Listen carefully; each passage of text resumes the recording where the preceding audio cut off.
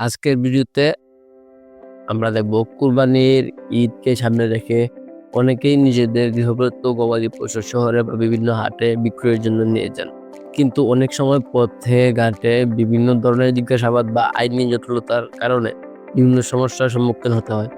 এই সমস্যাগুলো এড়াতে বা এই সমস্যাগুলো থেকে বাঁচতে আপনারা গবাদি পশুর মালিকানা বা শনাক্ত করার জন্য একটি গবাদি পশুর মালিকানা প্রত্যয়ন আপনাদের সাথে রাখা খুবই গুরুত্বপূর্ণ।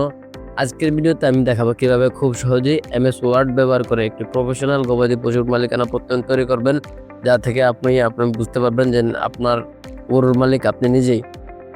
গবাদি পশুর মালিকের তথ্য কিভাবে সংযুক্ত করবেন, প্রত্যয়নের সঠিক ফরম্যাট এবং অফিসিয়াল ডিজাইন করার জন্য আজকের ভিডিওটি আপনাদের জন্য সবচেয়ে গুরুত্বপূর্ণ। আজকের ভিডিওটি যদি আপনি সম্পূর্ণ দেখেন তাহলে খুব সহজেই আপনার গবাদি পশুর জন্য মালিকানার প্রত্যয়ন তৈরি করতে পারবেন। চলুন ভিডিওটি শুরু করা যাক।